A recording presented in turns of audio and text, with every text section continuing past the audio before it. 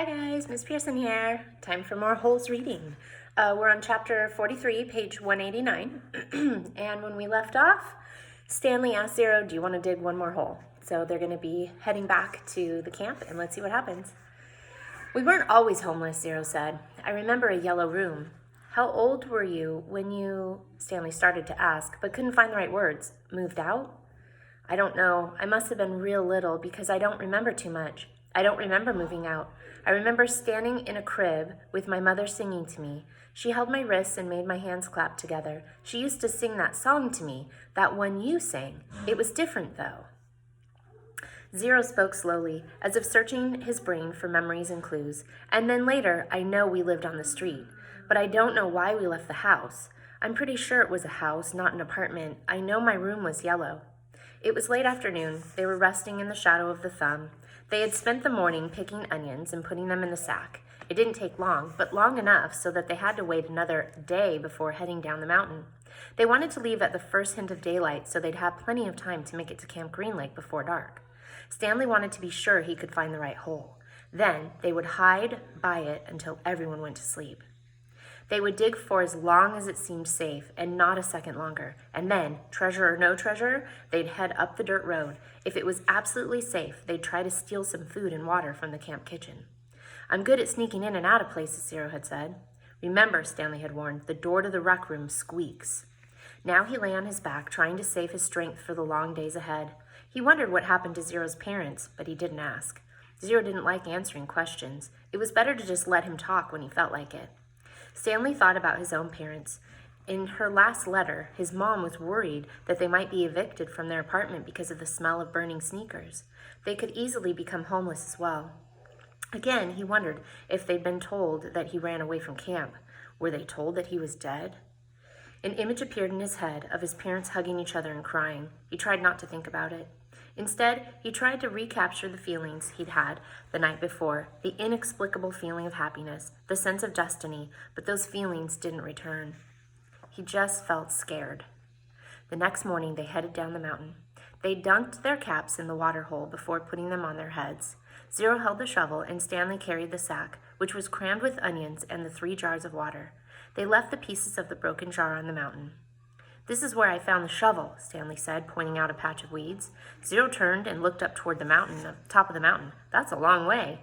You were light, Stanley said. You'd already thrown up everything that was inside your stomach.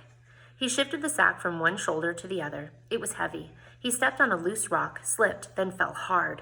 The next thing he knew, he was sliding down the steep side of the mountain. He dropped the sack and onions spilled around him. He slid into a patch of weeds and grabbed onto a thorny vine. The vine ripped out of the earth, but slowed him enough so that he was able to stop himself. Are you all right? Zero asked from above. Stanley groaned as he pulled the thorn out of the palm of his hand. Yeah, he said. He was all right. He was worried more about the jars of water. Zero climbed down after him, retrieving the sack along the way. Stanley pulled some thorns out of his pant legs. The jars hadn't broken. The onions had protected them, like styrofoam packing material. Glad you didn't do that when you were carrying me, Zero said. They'd lost about a third of the onions, but recovered many of them as they continued down the mountain. When they reached the bottom, the sun was just rising above the lake. They walked directly toward it. Soon, they stood on the edge of a cliff, looking down on the dry lake bed.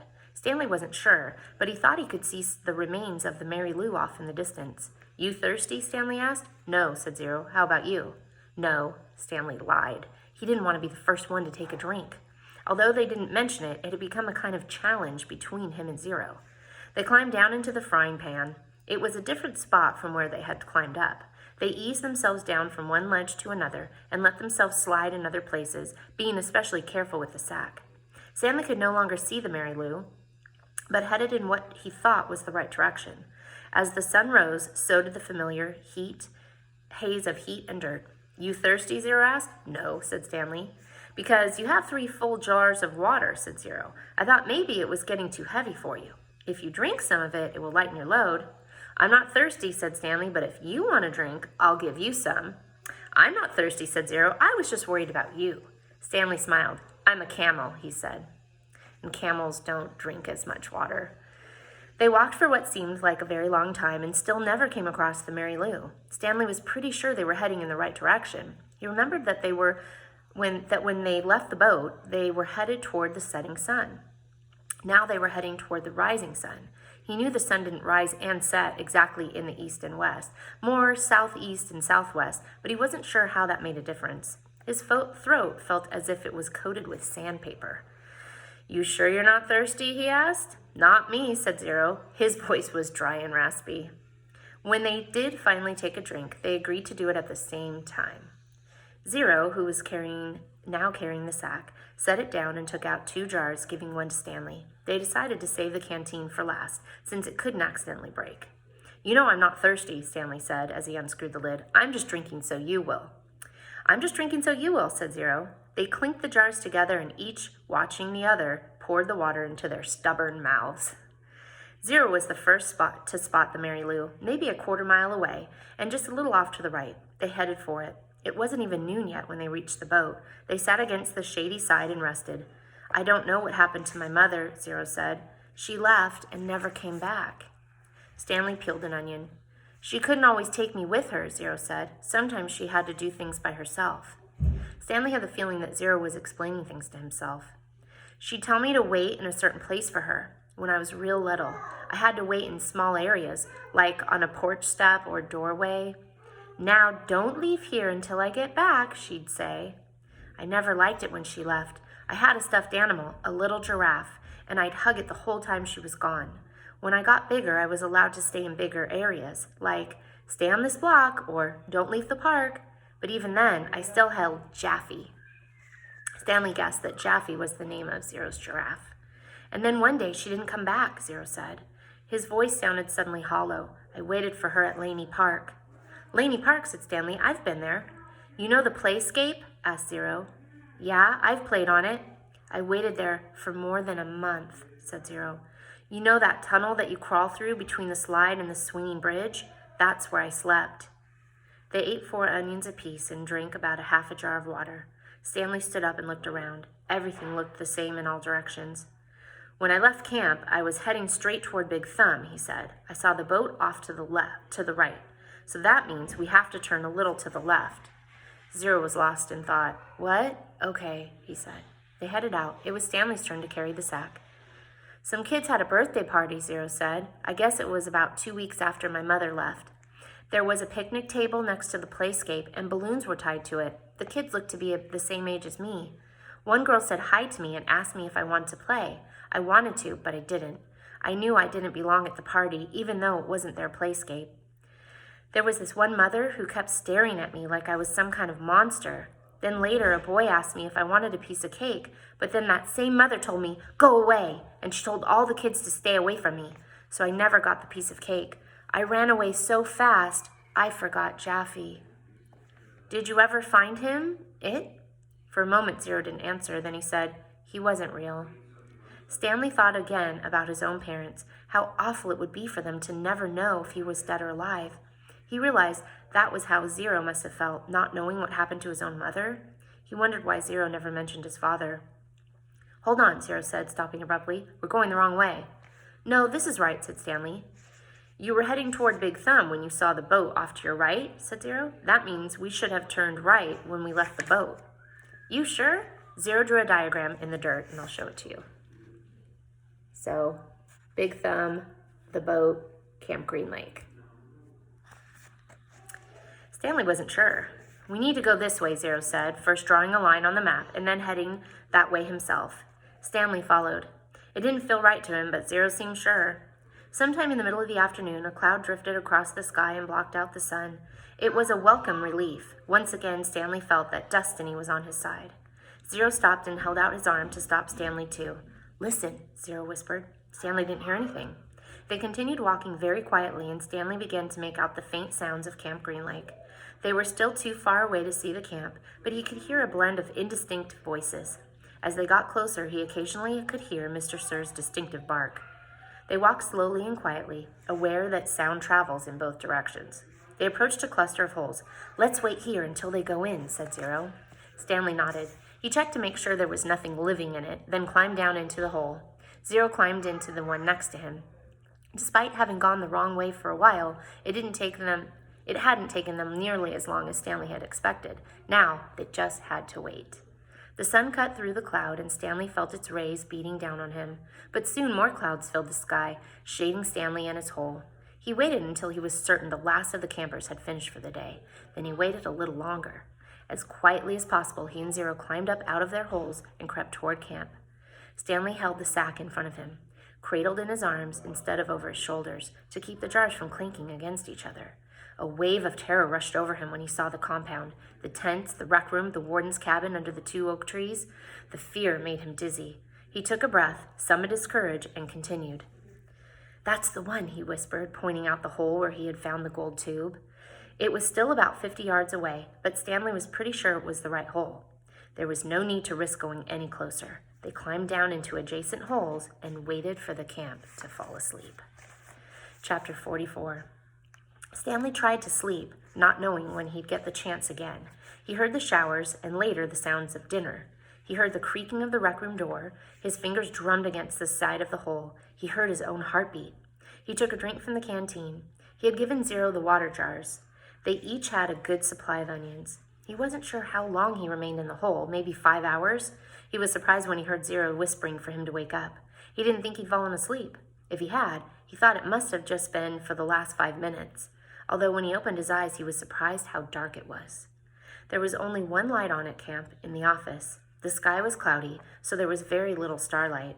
Stanley could see a sliver of a moon, which appeared and disappeared among the clouds.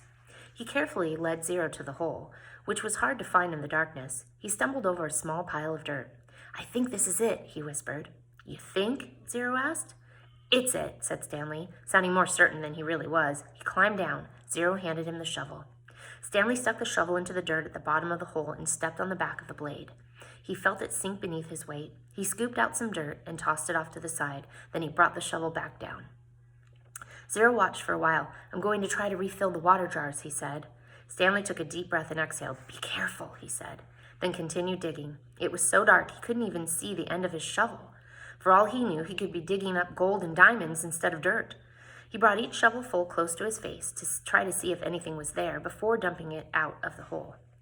As he made the hole deeper, it became harder to lift the dirt up and out. It was 5 feet deep before he even started. He decided to use his efforts to make it wider instead. This made more sense, he told himself. If Kate Barlow had buried a treasure chest, she probably wouldn't have been able to dig much deeper, so why should he? Of course, Kate Barlow probably had a whole gang of thieves helping her. "You want some breakfast?" Stanley jumped at the sound of Zero's voice. He hadn't heard him approach. Zero handed down a cereal box. Stanley carefully poured some cereal into his mouth. He didn't want to put his dirty hands inside the box. He nearly gagged on the ultra-sweet taste. They were sugar-frosted flakes, and after eating nothing but onions for more than a week, he had trouble adjusting to the flavor. He washed them down with a swig of water.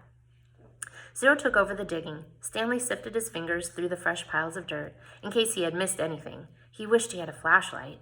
A diamond no bigger than a pebble would be worth thousands of dollars, yet there's no way he could see it. They finished the water that Zero had gotten from the spigot by the showers. Stanley said he'd go fill the jars again, but Zero insisted that he do it instead. "No offense, but you make too much noise when you walk. You're too big." Stanley returned to the hole. As the hole grew wider, parts of the surface kept caving in. They were running out of room. To make it much wider, they would first have to move some of the surrounding dirt piles out of the way. He wondered how much time they had before the camp woke up. "How's it going?" Zero asked when he returned with the water. Stanley shrugged one shoulder. He brought the shovel down to the side of the hole, shaving off a slice of the dirt wall. As he did, he felt the shovel bounce off something hard. What was that?" Zero asked. Stanley didn't know. He moved his shovel up and down the side of the hole.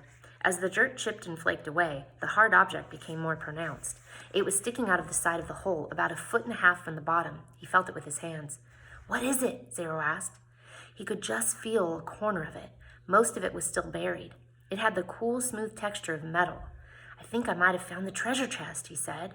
His voice was filled with more astonishment than excitement. "Really?" asked Zero. "I think so," Stanley said. The hole was wide enough for him to hold the shovel lengthwise and dig sideways into the wall. He knew he had to dig very carefully. He didn't want the side of the hole to collapse, along with the huge pile of dirt directly above it. He scraped at the dirt wall until he exposed one entire side of the box-like object. He ran his fingers over it. It felt to be about 8 inches tall and almost 2 feet wide. He had no way of knowing how far into the earth it extended. He tried pulling it out, but it wouldn't budge.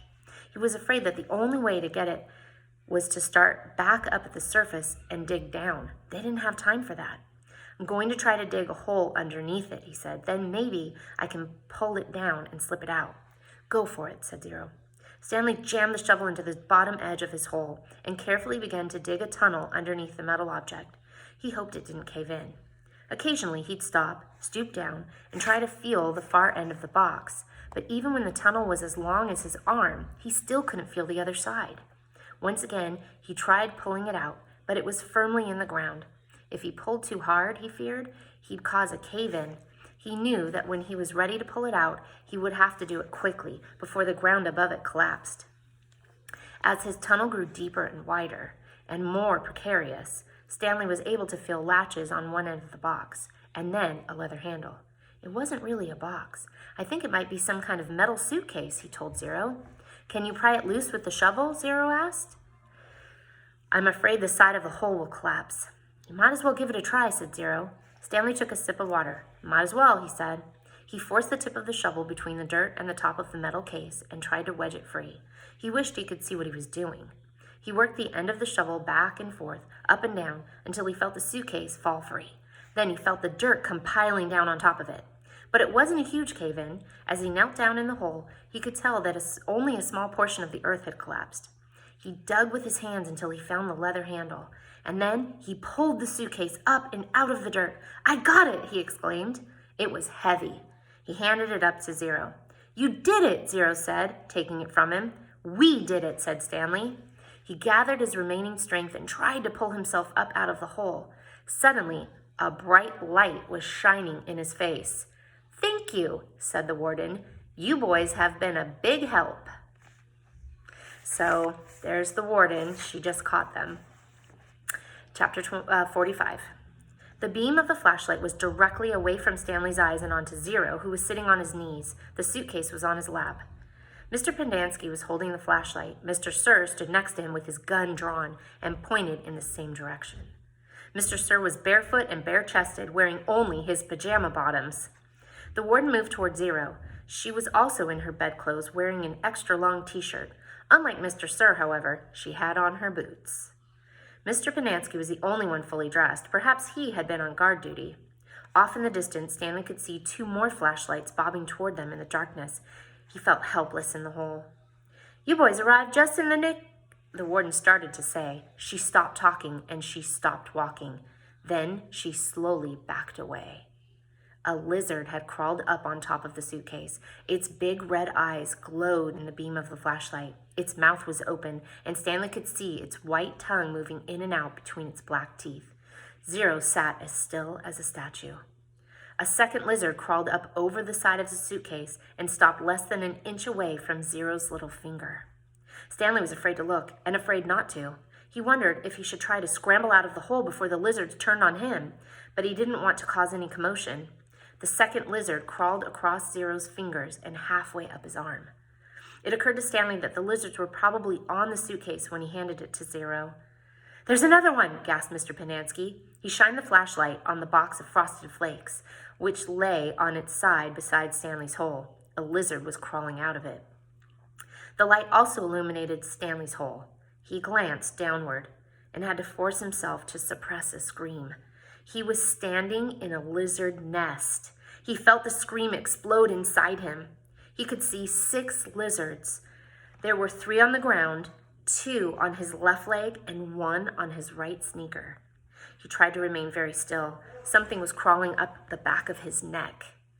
3 other counselors approached the area. Stanley heard one saying, "What's going?" then whisper, "Oh my God."